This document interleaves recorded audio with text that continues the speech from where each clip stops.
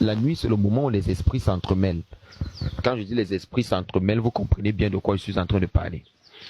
Quand je parle des esprits qui s'entremêlent, je suis en train d'expliquer que tous les esprits du monde sont expulsés à l'extérieur lorsque la nuit arrive.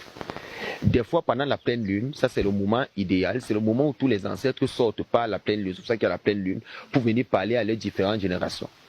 Mais il y a un moment également où les esprits se dégagent de la lune, des esprits impurs qui descendent dans ce monde. Donc vous devez savoir donc, que chaque nuit, c'est le moment où tous les esprits s'entremêlent. Ce que vous avez l'habitude de voir en journée n'est pas la même chose la nuit. Je vais prendre un exemple très simple. La nuit, les carrefours que vous voyez ne sont pas des carrefours, mais c'est des centres commerciaux. Les cimetières que vous voyez, ce n'est pas des cimetières, ce sont des métropoles.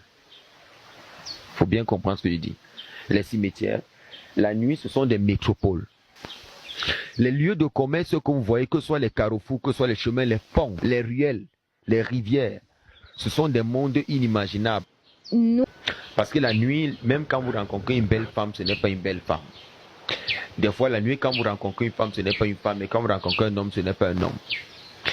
En voiture, la nuit, il ne faut pas porter les gens. Parce que vous ne savez pas les gens que vous portez. Je vous ai donné la tranche horaire. Oui. Vous portez des fois des esprits sans vous en rendre compte. Parce que la nuit, il y a un portail qui est ouvert. Et ce portail qui est ouvert fait en sorte que tous les esprits descendent dans notre dimension et viennent et marchent. Et ce n'est que la nuit qu'ils peuvent se balader parce que le portail est ouvert, pas en journée.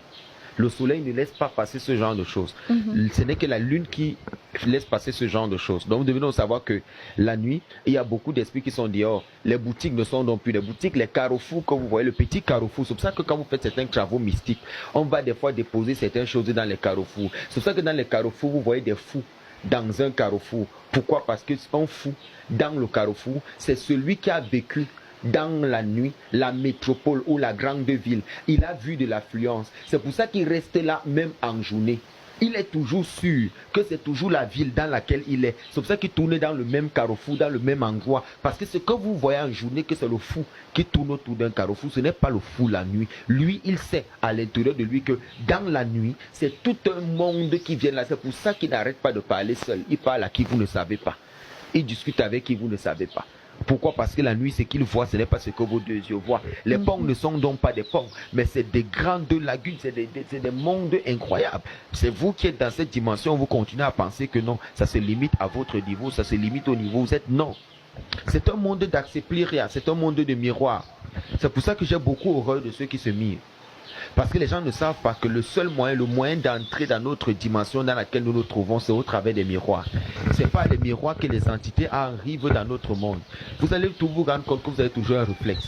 Si vous avez eu à avoir l'intimité avec quelqu'un, un homme ou une femme, vous êtes toujours poussé à aller vous regarder dans le miroir. Ne le faites plus jamais. Pourquoi? Parce que quand vous sortez de l'acte là, vous êtes le plus exposé. Toutes vos barrières se brisent. Vous n'êtes pas protégé après un acte sexuel.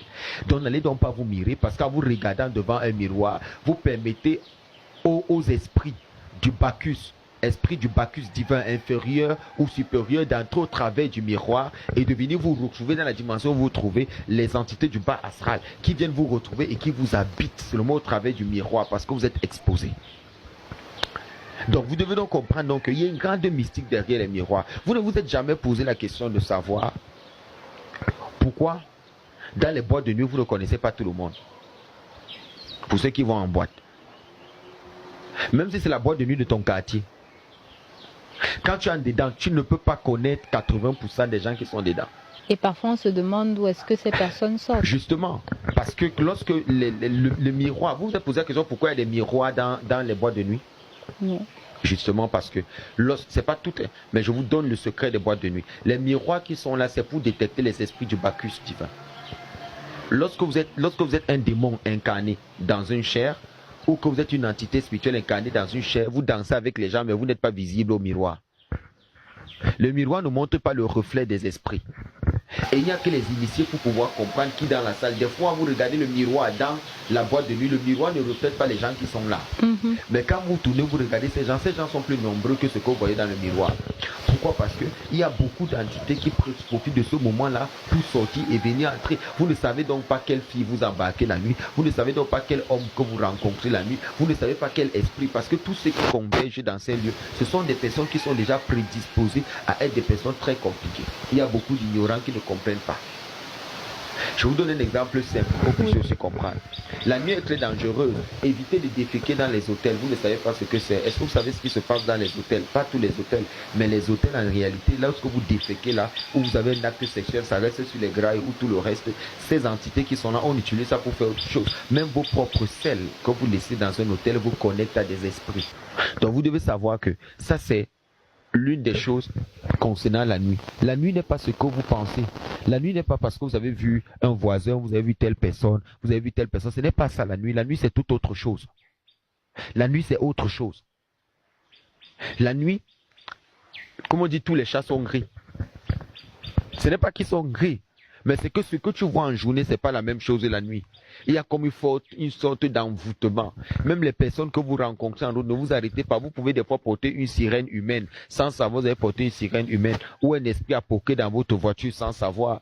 Il y a des gens, lorsqu'on les fait des travaux spirituels, on les interdit de sortir à plus de 21 heures. Ce n'est pas parce qu'ils sont peureux, qu'ils sont costauds. C'est parce qu'on sait ce qui se passe la nuit. On sait ce qui se passe la nuit. Dans notre tradition, on ne pleure pas la nuit. On ne tape pas un enfant la nuit. On ne jette pas quelqu'un dehors la nuit.